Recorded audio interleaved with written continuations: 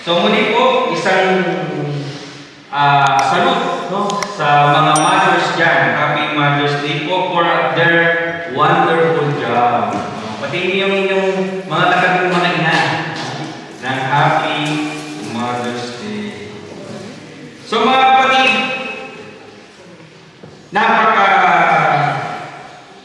ganda po, gandang pagmasdan ng ating mga ina ay narinig ko ngayon kasama natin at tayo ay sama-samang pupuri sa ating Panginoon. Tunay na pagbati sa ating mga ina sa kanilang kadakilaan, sa kanilang mabuting paggawa, sa dami ng mga ginagawa, sa dami ng pag-aaruga, pag-aasikaso at sakripisyo. At paano ba, yun po ang tanong sa atin ngayon, paano ba nasusukat ang pagiging isang tunay na ina? So, ang pamagat po ng ating mensahe, ang tunay na ina, the real mother. So, tayo lahat ay yumuko at samahan niyo po ako sa pananalangin. Aming Diyos, aming namang makapangyarihan sa lahat, tunay na po, Panginoon, na napakabuting salamat po sa araw ito na aming pinagdiriwang ang araw po ng mga ina. Salamat po sa inyong regalo sa amin. Binigyan niyo kami ng mga inang mapagmahal, mapag-aruga, Panginoon, at alam mo namin na ibinigay nila ang lahat para sa aming kabubuti. Samahan niyo po kami, Panginoon, sa aming pakinig. Makita po namin ang aming kalagayan. Makita po namin ang inyong mensahe sa bawat isa sa amin, ang aplikasyon dito sa aming mga buhay. Muli po, sa inyo po ang papuri, ang pasasalamat. Ito po ang aming hiling sa pangalan ng aming anak na si Jesus. Amen. So brothers and sisters, open your Bible in 1 Kings, Unang Hari, chapter 3, verses 16 to 27. So, pamilyar ba kayo sa kwento na ito? Parang balik tayo sa Old Testament, So, isang araw, nagpunta sa hari ang dalawang babaeng nagbebenta ng panandali ng kahiyo. Ang sabi ng isa, mahal na hari, kami po ng babae ito ay nakatira sa isang bahay. Nanganak po siya habang siya naroon. Pagkalipas ng 3 araw, nanganak din ang babae ito. Wala po kaming ibang kasama roon. Isang gabi ay nadagalan po niya ang kanyang anak at ito'y namatay. Malalim na ang gabi nang siya'y bumangon at habang ako naman natutulog, kinuha niya sa tabi ko ang aking anak at dinala sa kanyang higaan at inilagay naman sa tabi ko ang kanyang patay na anak. Kinaumagahan bumangon po ako upang pasusuin ang aking anak, ngunit natagpuan ko na lang na ito'y patay na. Subalit ang pagmasdan ko kung mabuti, nakilala kong hindi iyon ang aking anak. Tumutol naman ang pangalawa at ang sabi, hindi totoo yan. Anak ko ang buhay at ang sa iyo'y patay. Lalo namang iginiit ng una, hindi totoo yan. Anak ko ang patay at akin ang buhay. At ganito ang kanilang pagtatalo sa harapan ng hari. Kaya sinabi ni Solomon sa isa,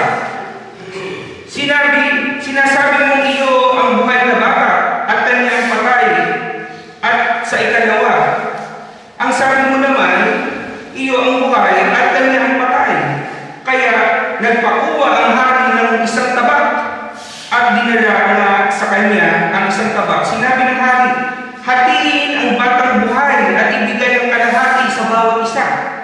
Nabagabag ang puso ng tunay na ina ng batang buhay at napasigaw, huwag po kamahalan, ibigay na po ninyo sa kanya ang bata, huwag lamang ninyo patayin. Sabi naman ng isa, sige, hatiin natin ang bata upang walang makinabang kahit sino man. Kaya sinabi ni Solomon, huwag ninyong patayin ang bata, ibigay ninyo sa una, siya ang tunay niyang ina. Palain po ng Panginoon ang bahagi ito ng kasulatan na ating pagpupulay-bulayan, makakaupo na po. So mga kapatid, pamilyar ba tayo sa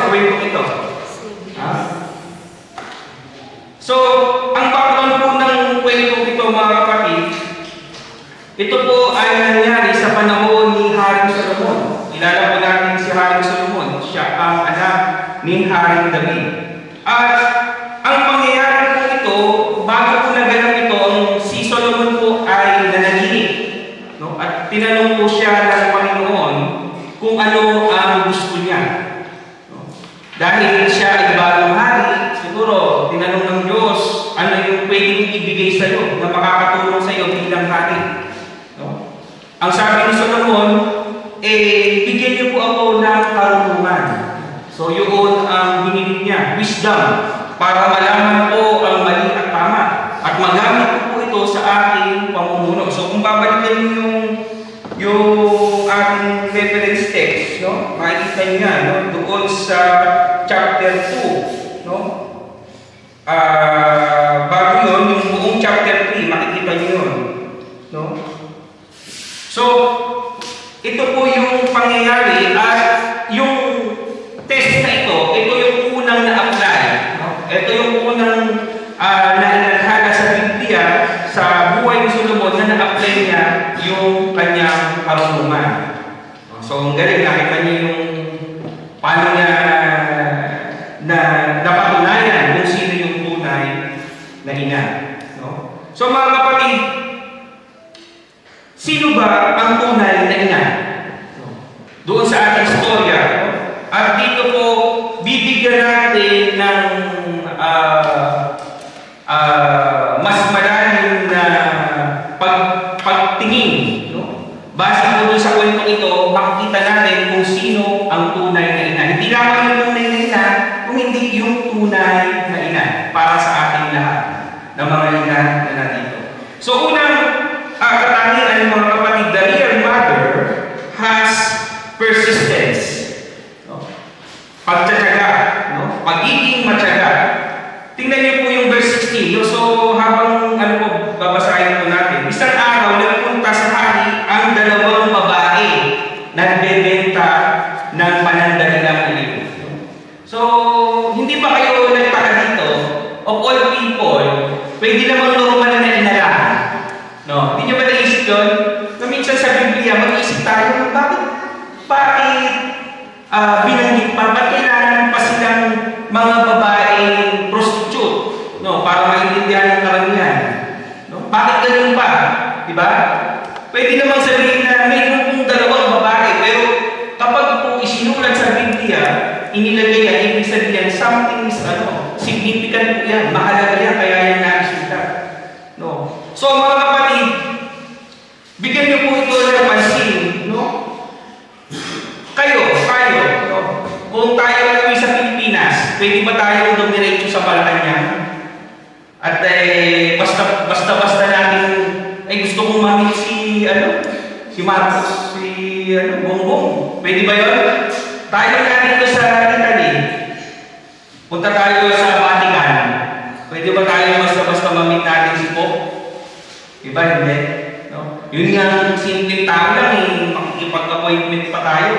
No? Pero mga kapatid, in the Bible, no? At in all the protocols, no? Tandaan nyo, in lahat ng protokolo ng mga importanteng tao, hari man yan, VIP, no? Hindi ka basta-basta makakapunta. No? At dito, binigyan pa ng diin, babaeng bayaran. No? Anong sabi? No? Nagbebenta ng panandaliang aliw. Ang hari ng Israel, no, ang pinakamataas, ang pinakamakapangyarihan, ininit ang isang babaeng bayaran. No? So, imagine ka. No? So, mga kapatid, hindi po ito naging madali. No? Ito po ay dumaan sa proseso. Hindi basta-basta maaaring hindi po binanggit ng Biblia. No? Ang tagal, kung paano ba nakipag-appointment, no? Hindi po binanggit. Pero mga kapatid, in the tradition, no? Kung naaalala nyo nung panahon ng Old Testament, no? Kay Moises, no? Nung dumadami na yung mga problema, ano yung sabi ng kanyang in-law, ni Jethro? Sabi niya, gumawa ka ng mga iba-ibang konsehero. Huwag mo lahat kasi kasuhin. Hindi ikaw lahat ang haharap sa mga problema. No? Kailangan may mga leaders ka. No? So imagine ito, kung ganoon na nangyari ng unang panahon ni Moises, sigurado yun, nasunod nila yung protokolo na yun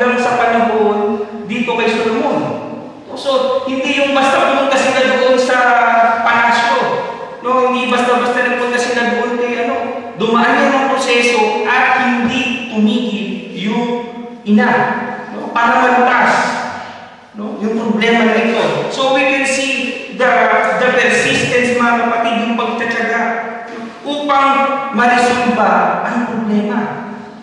No? Na-experience nyo ba yun, mga ina? May mga problema man sa dokumento lang dito sa atin, no? Diba? Yung mga anak natin, pag may problema sa dokumento, no? May mga problema sa kalusugan, lalo dito, diba? Pumipila tayo, ginagawa natin ang lahat. So, ipinapakita natin na wala pong makahahadlang sa atin para mamit natin yung tao na makakatulong sa atin. Amen? At yun yung ginawa ko nung ina. No? At bilang aplikasyon, ano naman pastor ang kinalaman nito? No? Sa atin ngayon, bilang mga mananampalataya.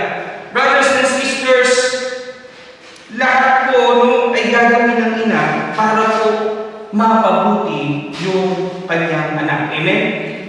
At sino po dito yung mga praying mothers? Taas mo ng kamay. The praying mothers. No, salute to the praying mothers, mga kapatid. No? Kasi po, yung mga magulang, yung mga ina na lumalapit sa Diyos. No? So, mga kabataan, makinig kayo. No? Ragazzi, ascolta. Kapag kayo umuwi ng madaling araw, umuwi kayo ng hating gabi o umaga na, ano na? No? Alituwe. No? Who do you think prays for you? No? Sino ang nananalangin para sa inyo, mga kapatid? Ako, nung kabataan ko, ganyan din ako. Nagmumotor pa ako. No? Kaya ang mga magulang ko, ang nanay ko, hindi natutulog hanggat hindi kami nasa loob ng bahay. Lalo na sa Pilipinas, no? Napakaluwag. No? Nagmumotor, tapos iinom. No? Minsan hindi na nakakauwi, yung motor na lang, hinihila. No? Hinihila na ng na-aksidente na. No? So, brothers and sisters, children, sons and daughters, no? Who pray for you? No? Hindi ba kayo nagtataka ng merda kung saan kayo nagpupunta? No, kung sino-sino ang inyong kasama. Pero, at the end of the day, nakakauwi kayo ng bahay. You are safe and sound. Why? Because your mother is praying for you. Amen? So, mga kapatid, every Mother's Day, no, sabi ng mga anak dito, hindi lagi, no, kasi lahat ng sakripisyo ng mga ina ay para sa mga anak. No? So mga anak, pasensya, no, kung makulit ang mga ina. No? Kasi persistent na eh. Nakita nyo? Ginagawa nila. No? Kaya minsan paulit-ulit, minsan nagiging makulit ang mga ina kasi lalo kung matigas ang ulo. No? Kaya huwag kayong magagalit, mga anak, kapag paulit-ulit ang ina kasi kaya paulit-ulit yan, hindi sila makulit. Matigas ang inyong mga ulo. No? Yun ang katotohanan ko. Matigas ang inyong mga ulo, hindi makulit ang ina. No? Matigas sila ang ulo, kaya sila paulit-ulit. No? So, mga kapatid, another thing, no? The real mother, she knows her child. No? Kilala niya ang kanyang anak. No? So in verse 21, sabi dito, kinaumagahan bumangon pa ako upang pasusuhin ng aming anak. Ngunit natagpuan ko na lang na ito'y patay na. Ang sakit ko, ano? Subalit, nang pagmasdan ko, no? Nung pagmasdan ko pong mabuti, nakilala ko pong hindi iyon ang aking anak. So, di ba minsan yung mga baby, lalo pag kapapanganak lang, di ba pare-pareho naman ang itsura? Hindi naman agad nagiging kampanya ng mga magulang eh. No? Minsan, ang baby, pag nasa nursery, di ba? Tayo, yung mga experiences sa ospital, nakahindera yan. Nasaan ba yung anak ko dito? Hindi ko makita. Nung ako si Sandy, nahanap ko si Sandy. Kasi lahat ng mga Italiano, nasa mga Pilipino dito, wala akong So, ang mga bata, no, usually yan, pag maliliit, hindi yan ma-distinguish. No, pero ang ina, no, kilala nila ang kanilang anak. Kung bagsa, hindi lang ano yung lukso ng dugo yan, di ba? Yung mga ina, makita lang, alam nila. No? Kaya nga mga kapatid, she knows her child. Kaya nga, yung mga magulang, no, yung mga anak, no, mas kilala nila yung kanilang anak. No? Sorry mga fathers, talagang totoo ito. No, yung mga anak natin, no, kilala yan yung kanilang mga ina. No, kahapon nga, nung nandun kami sa kalalakihan, mag-browse ako kasi kung Mother's Day, karamihan ng mga nasa Facebook patungkol sa nanay. Sabi ko, totoo kaya ako, yung intelligence daw ng anak, 60% igaling sa nanay. Sabi ko, paano mo yung anak mo, yung isa hindi marunong, yung isa hindi marunong? Paano naman nangyari yun? Diba, kung lahat sa mga sa ina, dapat consistent, diba? So, kidding aside, ang sinasabi ko lang, ang siyensya, pinapatunayan nila na ang anak ay talagang atakato. Talagang yan ay karutong. Kaya ngayon yung puso, diba? Pag nanganak yung magkarutong puso, pinuputo, talagang magkadikit, magkadukto. At kilala po na mga ina, yung kanilang anak. Alam nila yung ugali. Diba? Alam nila yung ugali. Alam nila yung kalakasan ng kanilang anak. Yung mga talento niyan, yung kahinaan, lalo-lalo na. No? The mother knows their weaknesses, their strength, no, their character. No? At ito pa, our mother is our number 1 fan. Totoo ba yun? No? Na kahit gano'ng kapangit yung baby, sa mata ng mga ina, sila ang pinakamaganda. Amen? Kahit gano'ng kapangit pa yung anak nila, sa mata ng ina, sila yung pinakapogi. Totoo? Amen. So, kahit gano'ng pa kabubo yan, sa mata ng ina, sila yung pinakamarunong. So, ganoon ang mga ina. No? Sila yung galing pa rin ako ng galing. Pero mga kapatid, may naitutulong po yun lang. Napakalaking encouragement yun doon sa mga anak. No? Na kahit sila yung konting ano lang, pinipraise natin sila, nabibig sila. No? Kaya kilala po ng mga ina yung kanilang mga anak.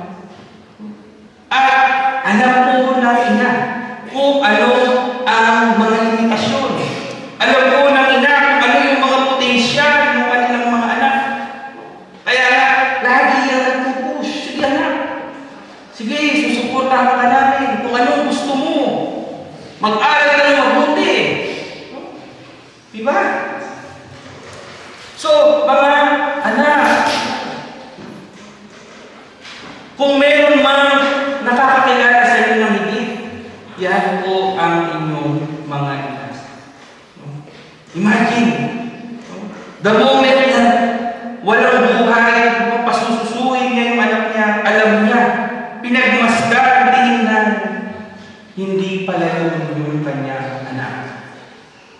So, the real mother, another thing the real mother does is sacrifice. Sakripisyo. No. Verse 25, sinabi ng hari, hatiin ang batang buhay at ibigay ang kalahati sa bawat isa. Imagine ito, kayo ba yun? Ha? Nag-iisa yung anak mo, kahit sino pa sa anak mo. Kumuha ng espada, ng taba, at ang sabi, hahatiin yung anak nyo. Ano ang sabi? Huwag po kamahalan, ibigay na po ninyo sa kanya. Ang bata. Diba? Huwag lamang ninyong patayin. No. Sabi naman ng isa, talagang mga salbahe. Sige, hatiin mo. Na, parang wala nang makinabang, pareho mo na lang maging mamatayan ng anak. Diba? Kaya yung sermon natin nakaraan, may mga iba-ibang uri ng mga magulang, ng mga ina. Pero dito, dahilan. Yun yung focus natin, sino ba yung tunay? Sino ba yung totoong ina? Kaya sinabi ni Solomon, huwag ninyong pakain ng bata, ibigay ninyo sa una. Siya ang tunay na ina. So, anong ibig sabihin nito mga kapatid? The real mother. Di ba magsakripisyo na siya?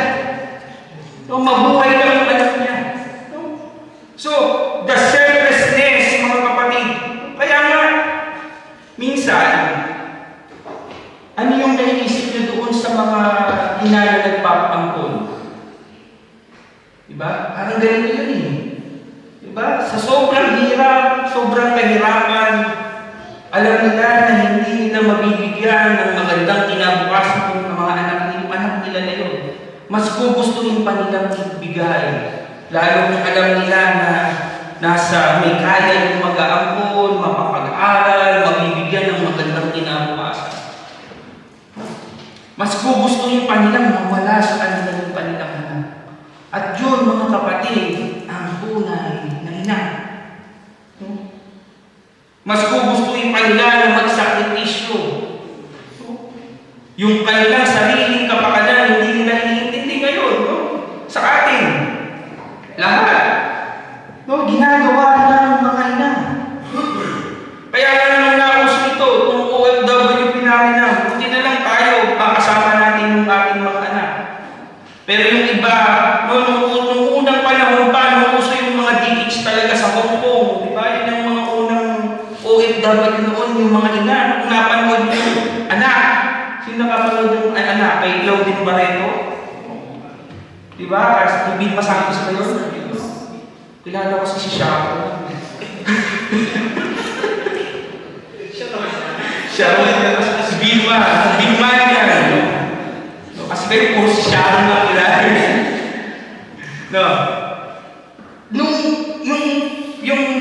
Yung pelikula nila talagang, di ba, sa Paul, sagad to devotion, yung role, tapos ang galing pa ni Claudine Barreto.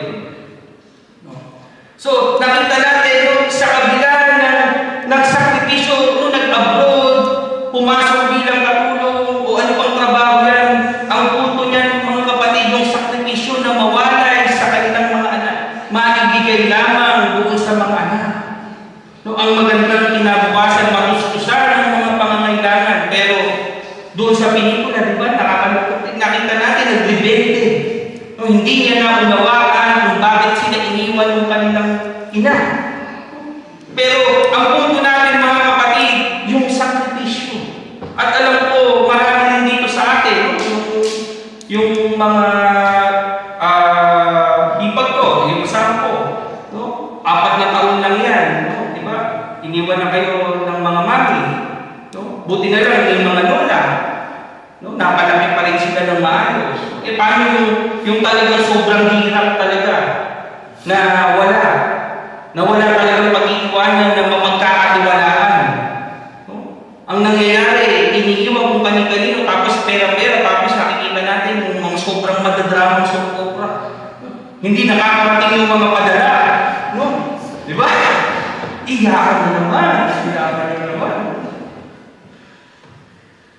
So, mga kapatid, ang sakripisyo po ng ina. Kaya nga madalas kong narinig, yung isusuko na lang ng ina, ibibigay pa.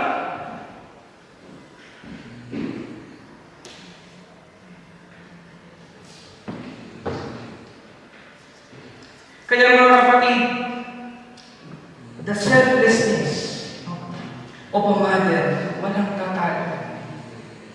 Wala pong tatalo sa pagbibigay ng lahat. Mapabuti naman ang mga anak.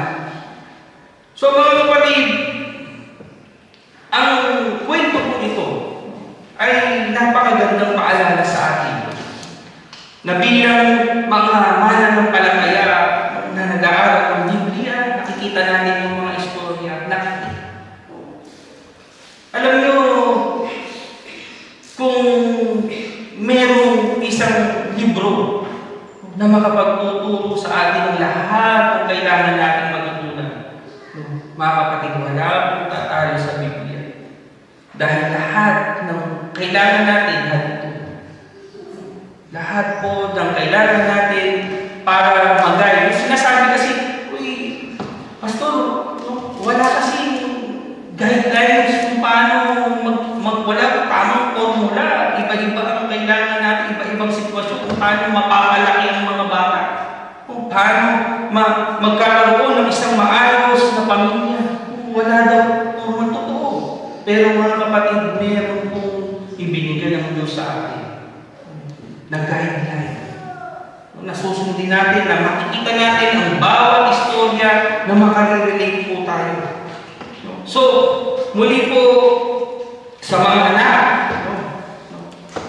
na narito ngayon, mahalin po natin ang ating mga ina. Lalo kung nabubuhay pa sila. Kasi ang pinakamasakit sa buhay po natin ay yung what if. What if? Yung if only. Kung nabigay ko sana, kung minahal ko sana sila.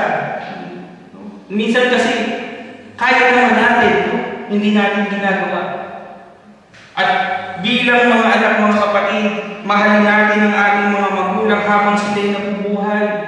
Dahil kung sino ka ngayon, kung ano ka ngayon, utang natin yan sa ating mga ina.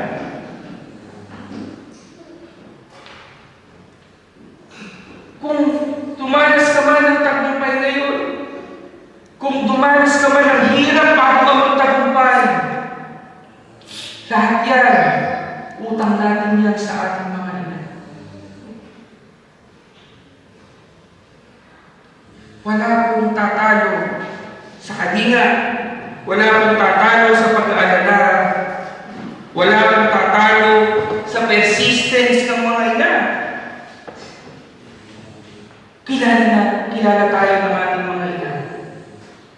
Sila yung ating number 1 fan. Nagagawin nila ang lahat ng sakripisyo para mapabuti ang ating kalagayan. At ito mga kapatid, ang tunay na ina. This is the real mother. Amen.